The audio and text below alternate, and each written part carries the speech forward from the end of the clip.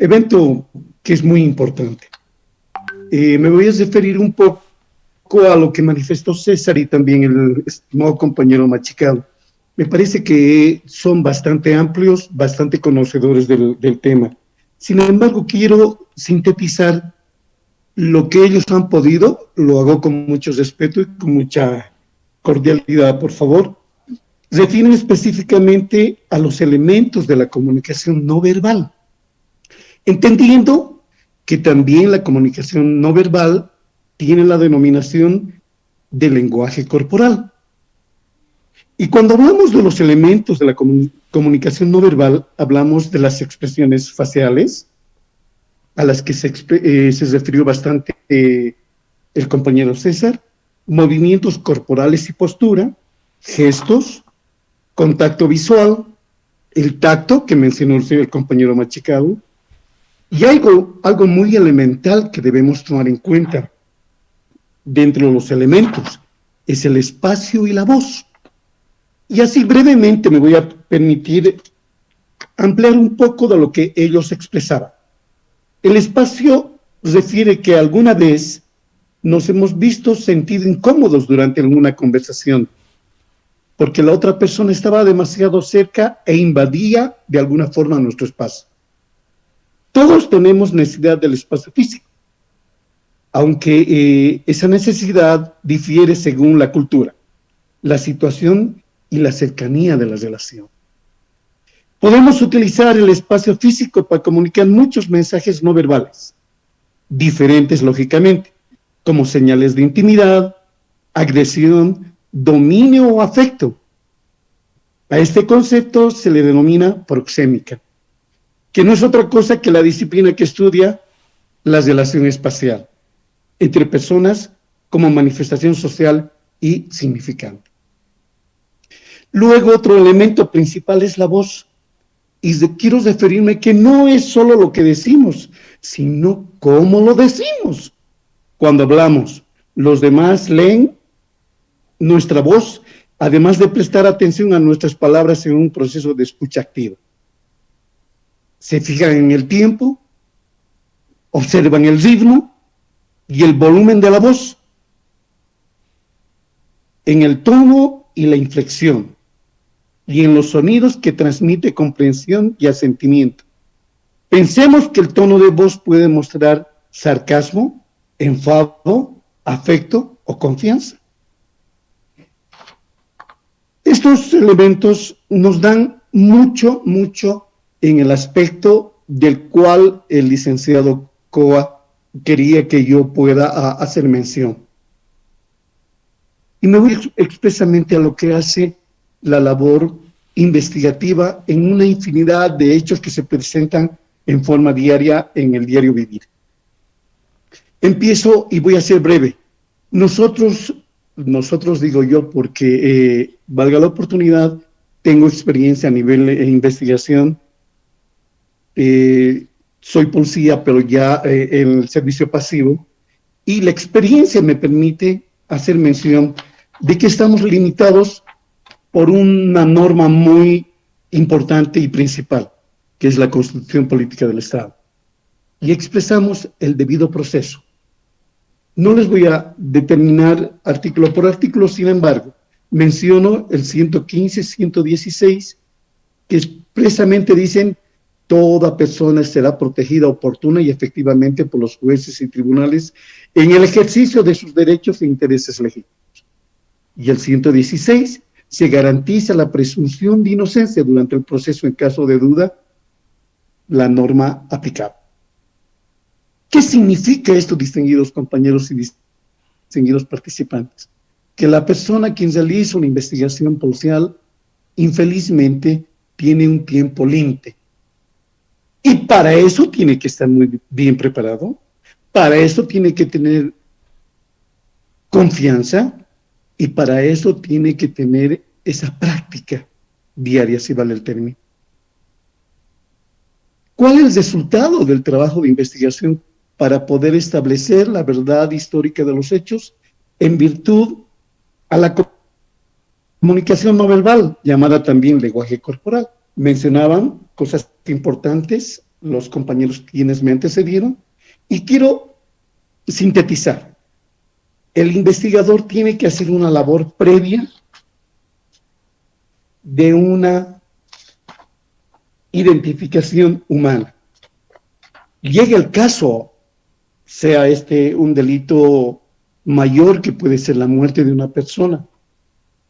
¿Cómo tengo que hacer el trabajo de una entrevista o de un interrogatorio? Sabedor que esa persona que está sindicada, que está inmersa en un problema de esta naturaleza, tiene como prioridad la asistencia técnica de un profesional abogado. El abogado en ningún momento le va a indicar y le va a decir, tú tienes que decir la verdad. Así dijera, esa declaración no se puede utilizar contra la misma persona. Penalmente o dentro del derecho penal, la carga de la prueba está a cargo o es de responsabilidad de quien demanda o quien acusa. Lo que quiere decir que yo tengo que demostrar de que la persona sindicada de algún hecho delictivo tiene que pasar a conocimiento del fiscal, perdóneme, y del señor juez, con los elementos probatorios que puedan dar como resultado la culpabilidad. Y para esto, ¿qué hace el investigador? ¿Qué hace la persona que quiere conocer la verdad?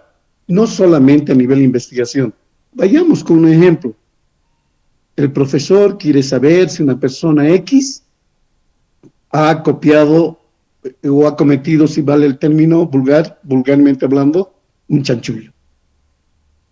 Tiene que hacer una identificación humana que se traduce en 3 aspectos principales: la identidad física, la identidad psíquica y la identidad biográfica. ¿Qué se refiere a la identidad física?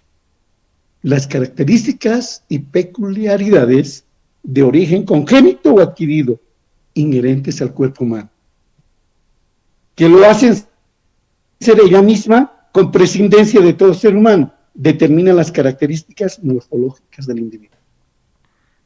Preguntarán quienes están en el panel en este momento, ¿y de qué sirve eso? Les digo en este momento. Sirve para poder conocer el comportamiento de la persona frente a algún problema congénito que él haya tenido. De vergüenza, de miedo, de pasar de ridículo, situaciones que van a permitir que esa persona tenga un actuar muy diferente a las personas normales.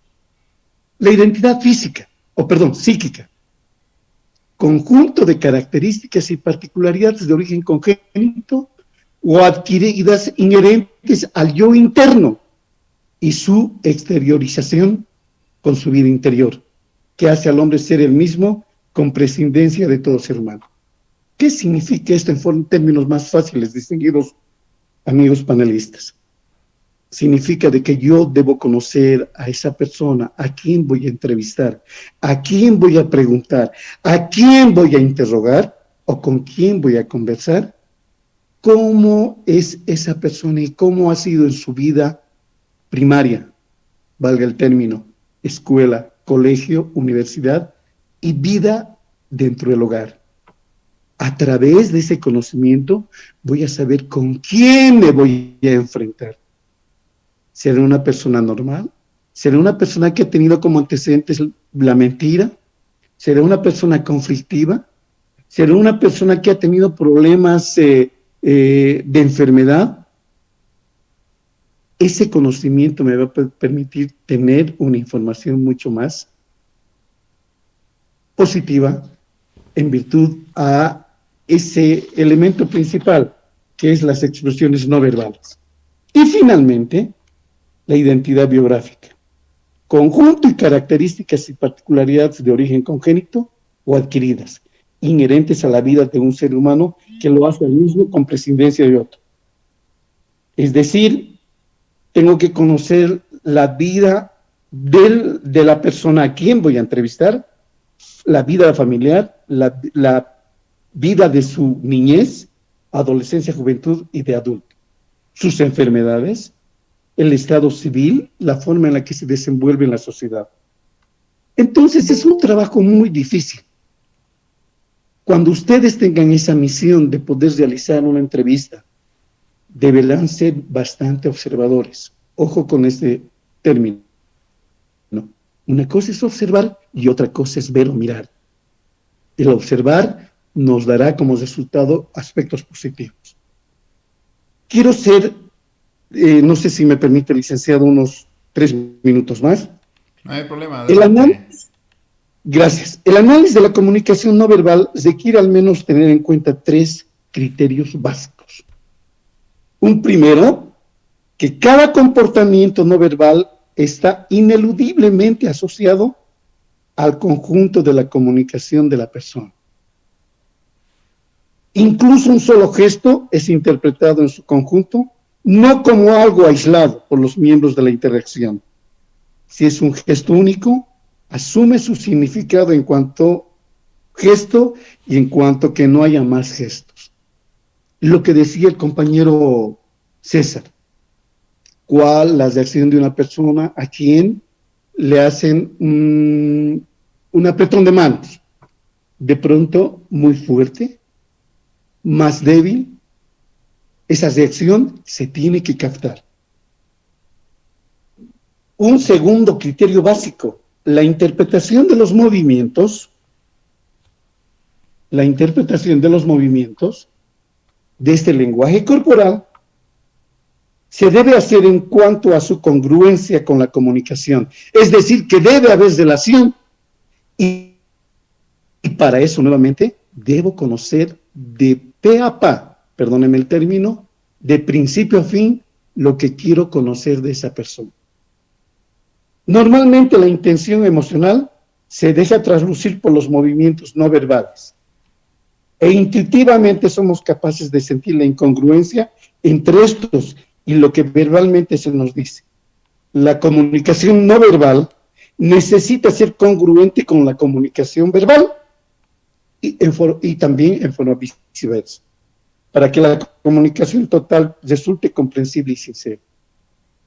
Finalmente, la experiencia me ha enseñado de que el último criterio de interpretación del sentido de la comunicación no verbal es la necesidad de situar cada comportamiento no verbal en su contexto comunicacional.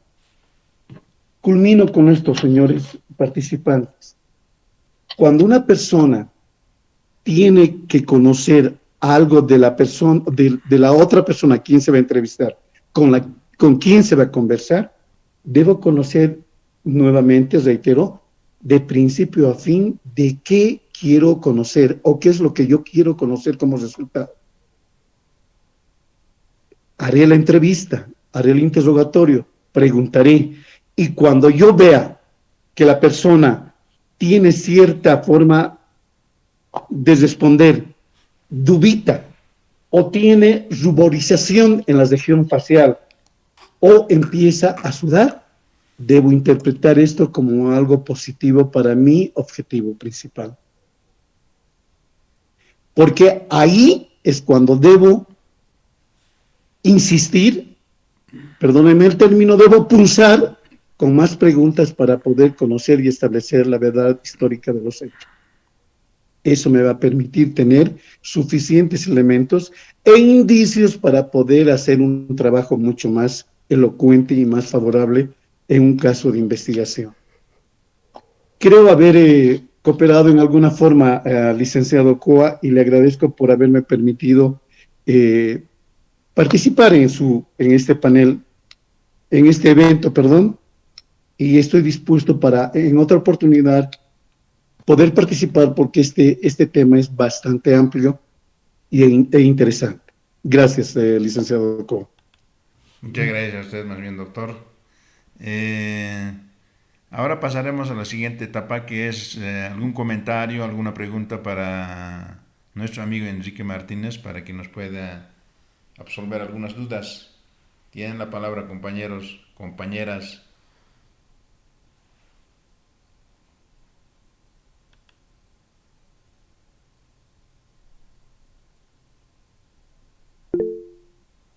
Adelante, César. Sí, doctor Martínez, buenas noches. Realmente es interesante cuando usted expone la aplicación de los conocimientos de la comunicación no verbal o del lenguaje del cuerpo para fines de peritaje, ¿no? Y mi pregunta es, eh, a veces puede ser muy, por lo que además expuse, ¿no? Y identifiqué en la literatura que se nos facilitó, eh, entre lo fingido y lo natural, digamos, qué tipo de dilemas o qué tipo de triangulación, ¿no? Para confirmar, obviamente en la lógica de interpretar en contexto, existen, por ejemplo, para evidenciar la falsedad, ¿no? O cuando alguien finge alguna expresión. O sea, ¿cuáles son esas fronteras que hacen dudar a un perito? Gracias. Eh, Diego y señores panelistas, es importante nuevamente reiterarle, cuando yo tengo la seguridad de que la persona a quien estoy entrevistando empieza a tener estos cambios fisiológicos, como la sudoración, el nerviosismo, los gestos somáticos son característicos, porque estos son involuntarios, no son voluntarios. Es decir, al verse acosado en relación a conocer la verdad, entonces inmediatamente esto tiene que ser explotado por la persona a quien realiza las preguntas y las entrevistas. Es característico, y esto está comprobado científicamente, al conocer de que una persona está siendo acosada con la realidad de esa investigación, de esa pregunta, ya le decía, no siempre parcial, puede ser un trabajo de un profesor, de un catedrático o de alguien que quiere conocer alguna situación, el cerebro límbico capta las emociones. Cuando se ve acosado y se ve responsable de un hecho, este empieza a tener una reacción de paralización. Y lo único que hace, no es lo único, perdón, lo que hace es que la persona busca defenderse en base a esa reacción.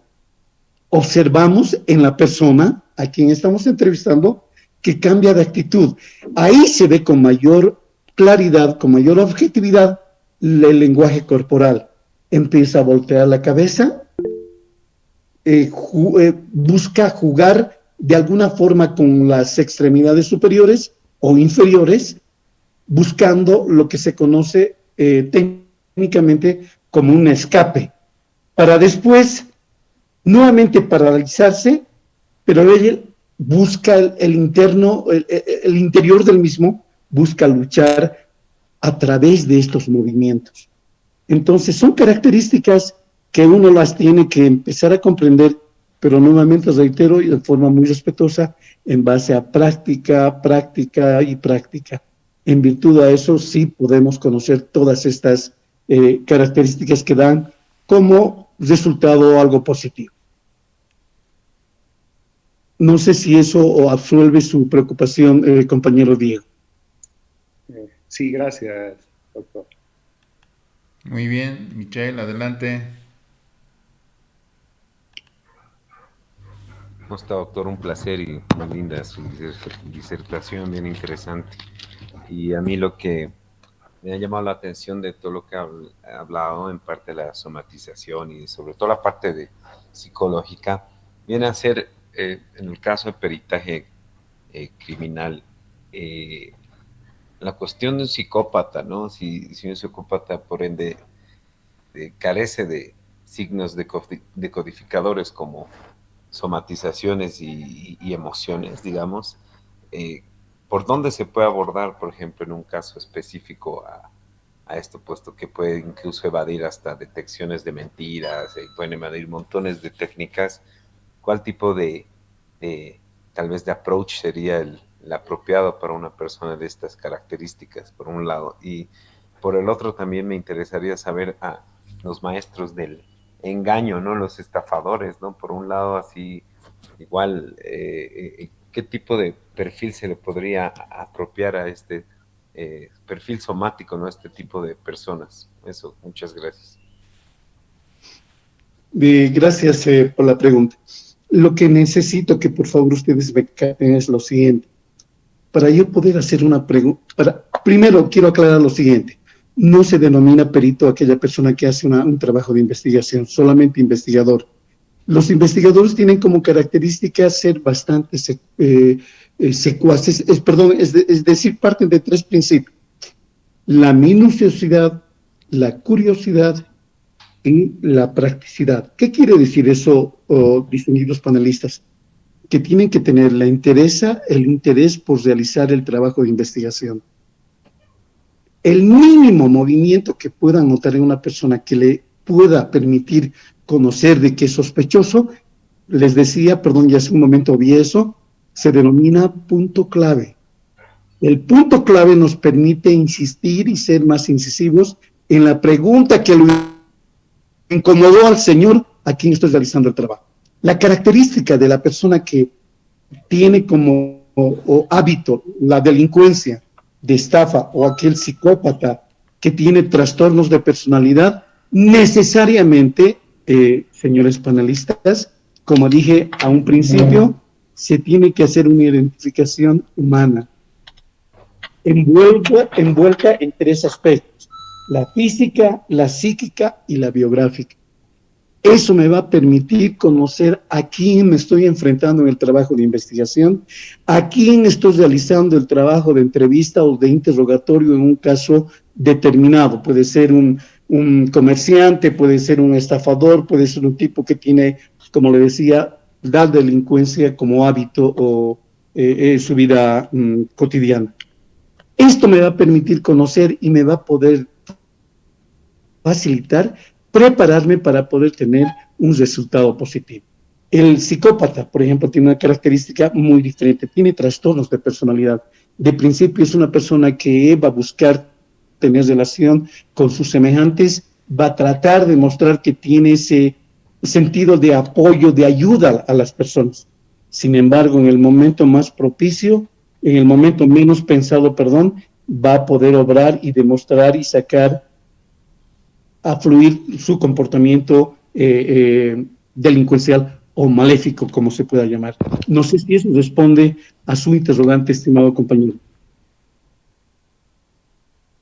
Sí, muchas gracias. Sí. ¿Alguien más tiene alguna pregunta de la sala?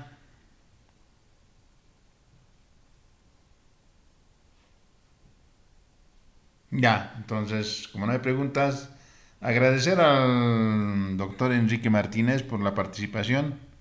Siempre vamos a compartir en salas si hay posibilidades de invitar, digamos, algunas personas entendidas en el área o experimentados, y es más bueno, ¿no? Porque ha vivido en todo caso, como he indicado, práctica y práctica, ¿no? Eso a veces nos falta a nosotros, practicar en la parte de nuestra área, por ejemplo, área de antropología, como también área de lingüística.